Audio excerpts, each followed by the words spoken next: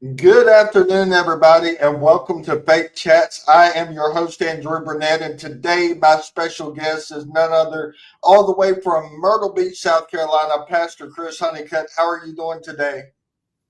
Hey, I'm doing well. Great to be here. Thanks for having me on, man.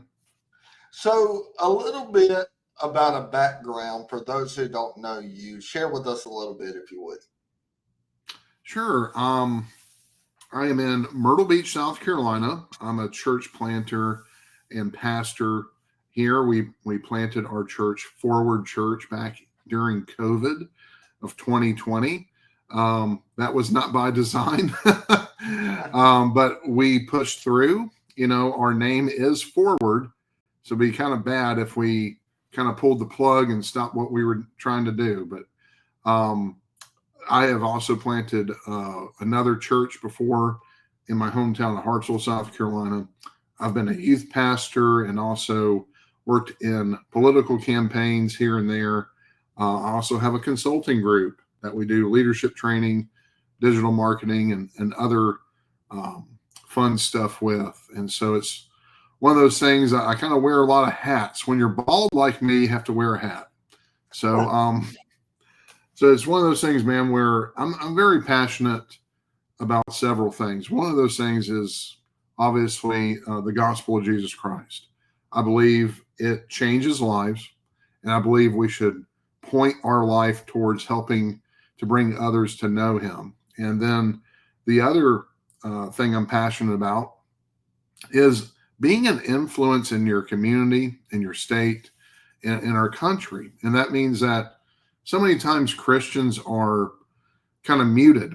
They've been kind of neutered even to the point where, again, they don't want to say anything about politics because they've been told the lie that, hey, faith and politics don't mix. You should never bring it up in the pulpit. Don't do that because you might upset some congregants and they might walk out, all that stuff. And so it's one of those things where, again, I've always been a little bit of a rebel. I've always been someone to say, you know what, I'm going to challenge these norms because you know what, if they are the truth, they'll hold up. And if it's not the truth, it won't hold up. And we know God's truth has held up for over 2,000 years now. And so the same is true for what I believe is very important for our nation at this time, is that we are supposed to uphold this republic we've been given. And Benjamin Franklin famously said, it's a republic if you can keep it. And that is to say that we are not a democracy. We are not to be living by mob rule, but instead we are to be a republic. That means we send representatives who work for us. We don't work for them. We don't work for a king. We are not serfs in a serfdom. We are citizens of a republic that send people to do our bidding, not the other way around. So that's kind of what, again, I'm passionate about, where, again, waking people up to the fact that we have a voice, we have a say, we can be of influence. So, do you believe that one of the reasons why Christians are silent is because of the separation of church and state that we've been taught foolishly over the years?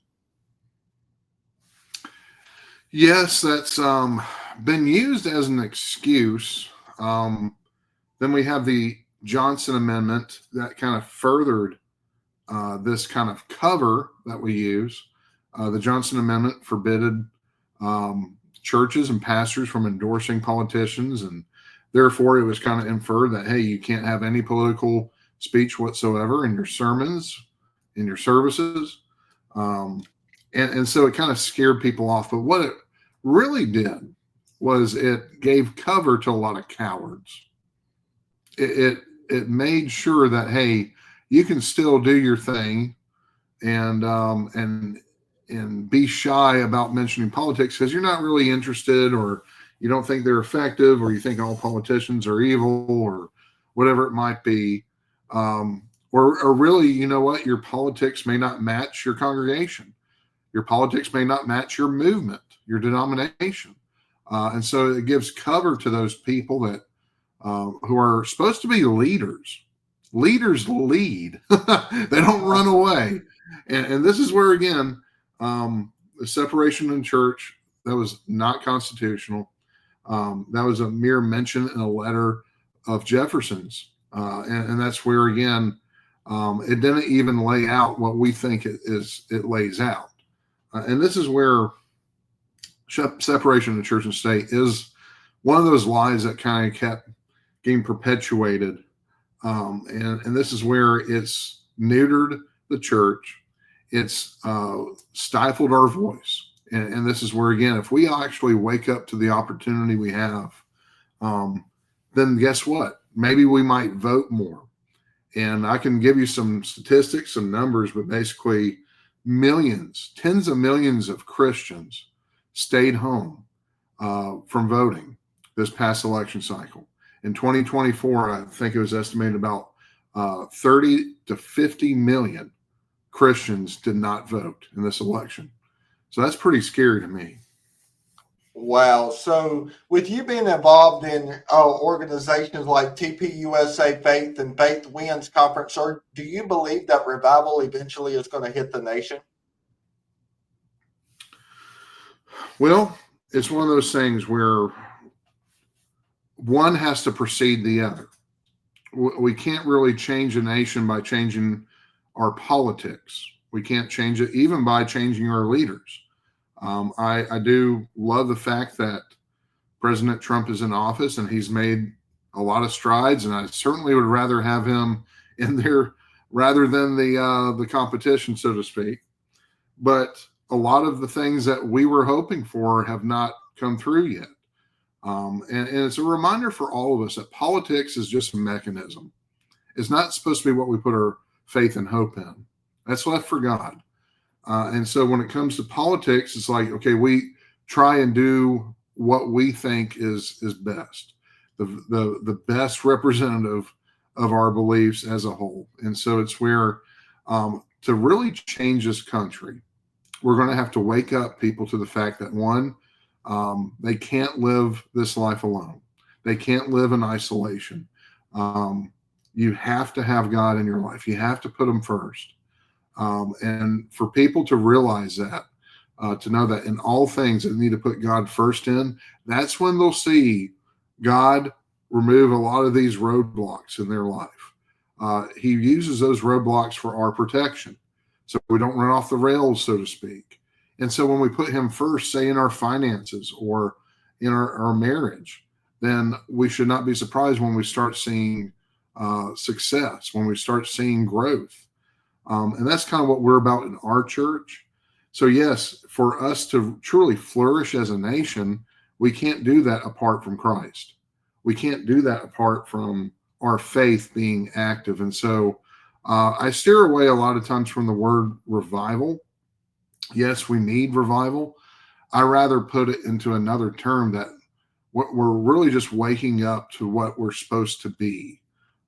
This is where, again, so many of us just kind of live as sleepwalkers. We don't really thrive. We don't really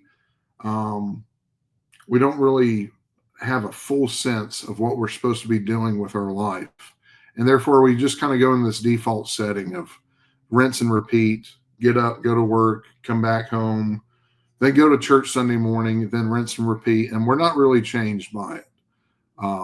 This is where, again, an abundant life means that we have life that's overflowing. And that means that, you know what, there has to be more to this life than what we've been taught, more to this life than what we've experienced.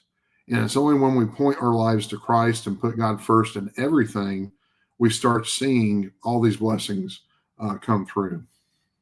So as you mentioned, you started the church plant called Forward in the year of 2020, the year of isolation and COVID. How did that work out for you? Man, we felt the call to plant in Myrtle Beach around 2019, the spring of that year. And we have been in this area before. I was a youth pastor in this area before. And then later on, I became a consultant for churches. And I had several clients in this area. And we would do things called demographic studies. Who is moving to Myrtle Beach? Who are the people that are here? What makes them tick? And so I would help these churches with these demographic studies, and I would borrow from Southern Baptist Convention. I would borrow from Barna, a lot of different other resources. And this is where I would get frustrated because there's a lot of clear things on paper, and a lot of the churches kind of discarded a lot of these aspects. And so it's where one of the things that stood out to me in these surveys was that people felt unfulfilled. They felt like they were stuck in life, that they weren't making a lot of progress. There's not an upward mobility sense here, because, this is a mostly tourism economy. It's kind of a service economy. There's not a lot of tech and manufacturing here in the Grand Strand. So there's not the greatest of jobs all the time. And so it's where a lot of folks got frustrated, and still do, with the lack of opportunity here. And so that also translates to their family and their marriage, to their finances, to their faith, that a lot of folks moving here just weren't really raised in church. And so they're not really looking for church. And yet church, or really a faith-filled life, is what they've been missing. And so Forward is about helping people realize the opportunities before them. That our mission statement is this: we exist to move people forward to the full life that God intends. And so that full life, that abundant life I talked about before, it's where that they're seeing God move in every area of their life. That, we always kind of chalk up church to affecting our spiritual life.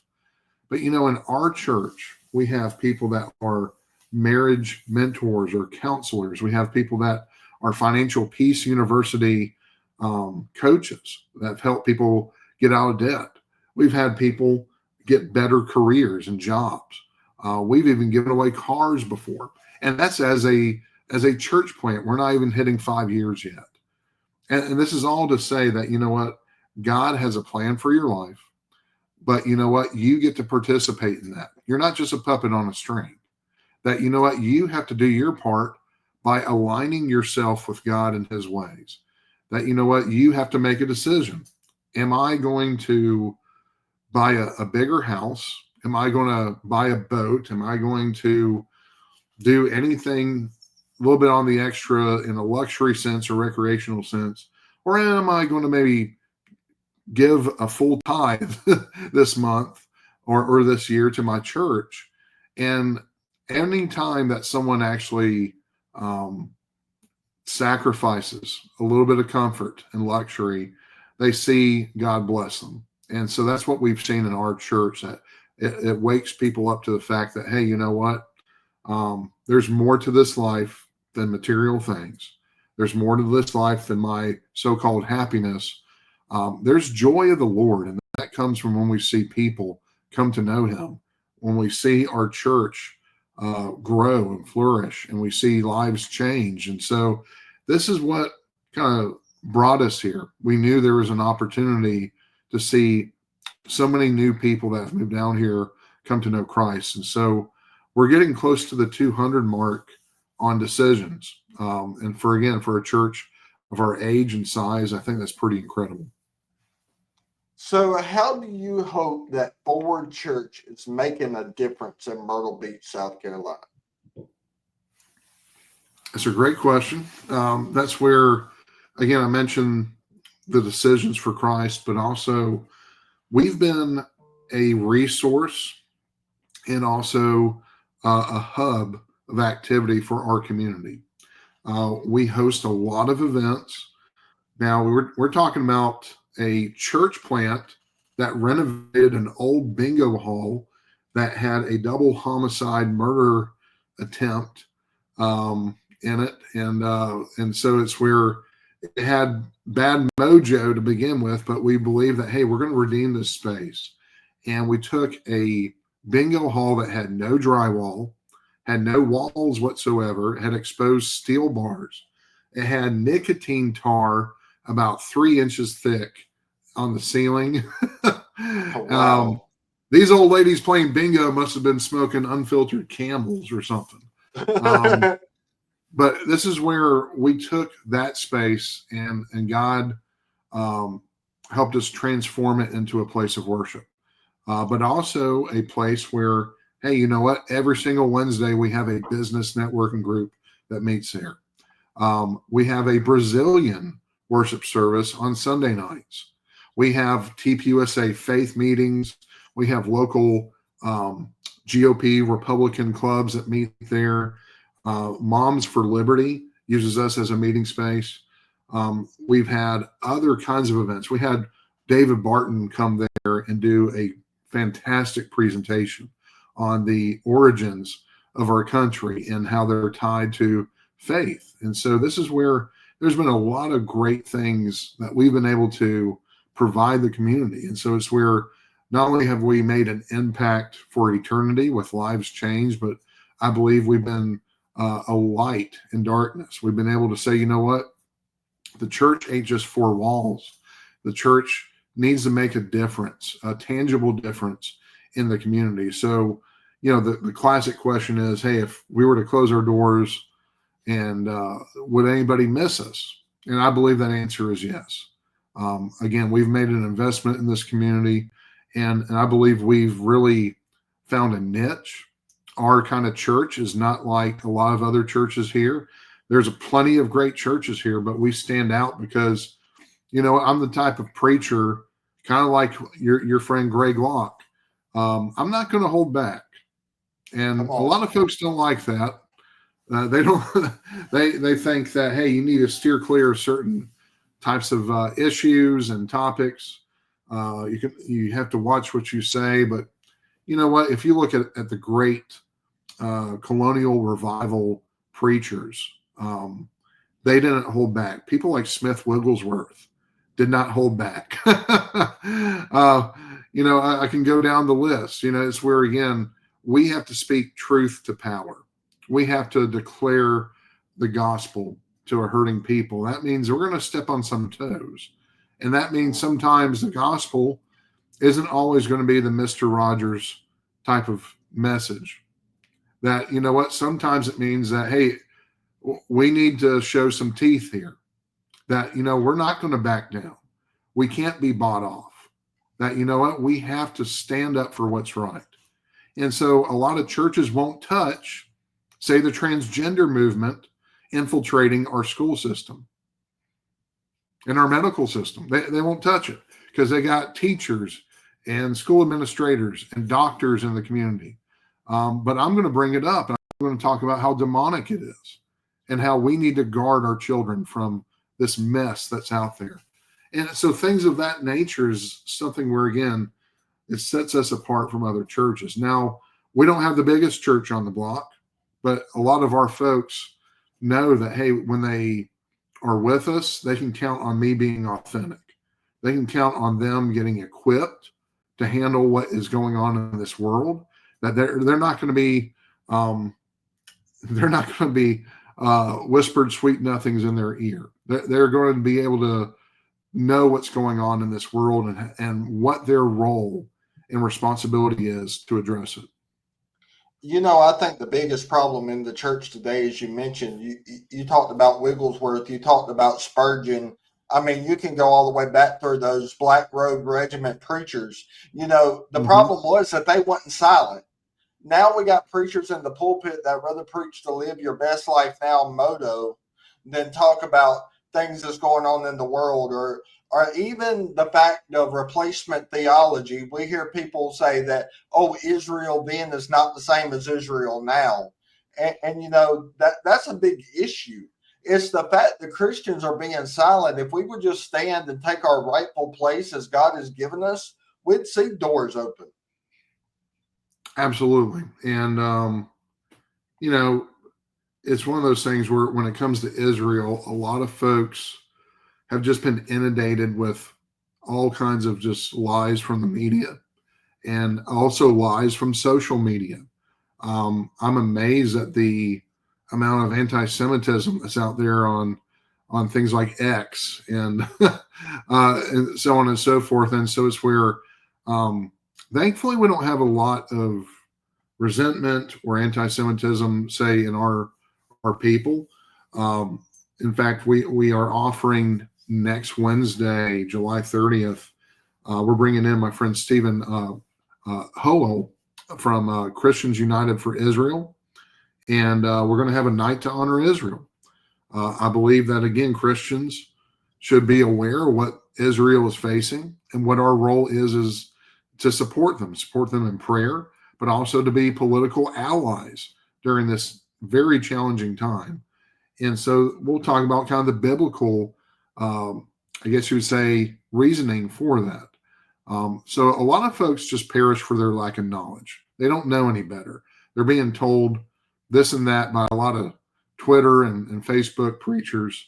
And we just say, you know what? We have a historical and biblical reason to be an ally to Israel.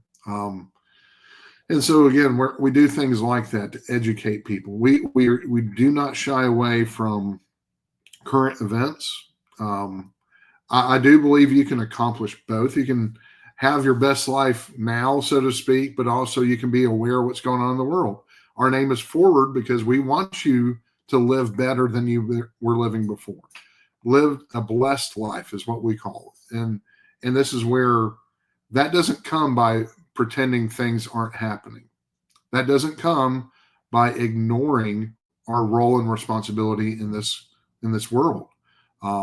We can live a blessed life by being the ones that say to the powers that be, this is what we're doing, because this is God's way, not just man's way.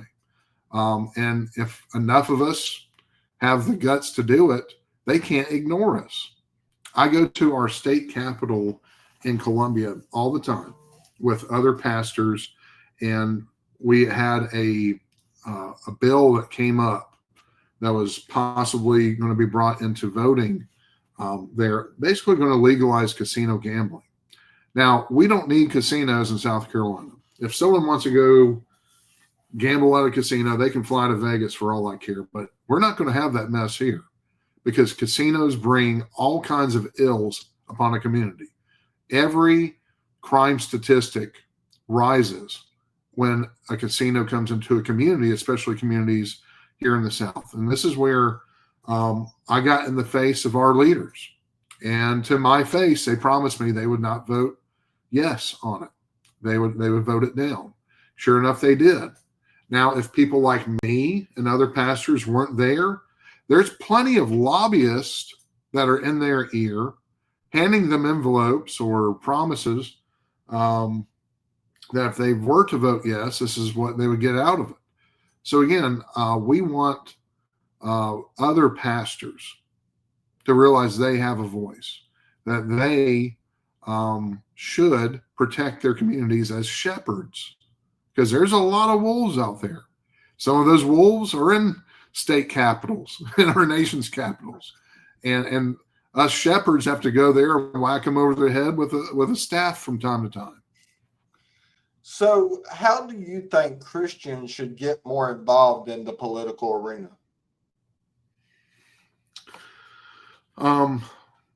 So full disclosure, I am in leadership with our Horry County Republican Party.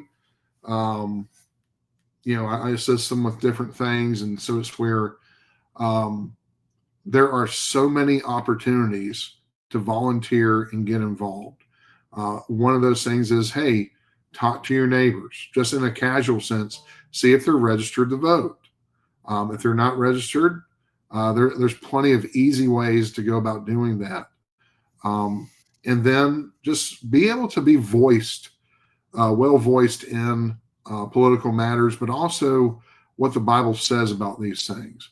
It's one thing to have a great argument for being pro-life, but if you can't back it up with scripture, your backbone is null and void. You don't have any. And this is where just being equipped with the word, but also equipped with good knowledge. I mean, let's take the good and bad of everything. There's a lot of bad on social media, and and internet, but there's a lot of good too. You can really arm yourself with a lot of good, helpful information if you know where to look. So being, again, well voiced in all these issues, you can pray.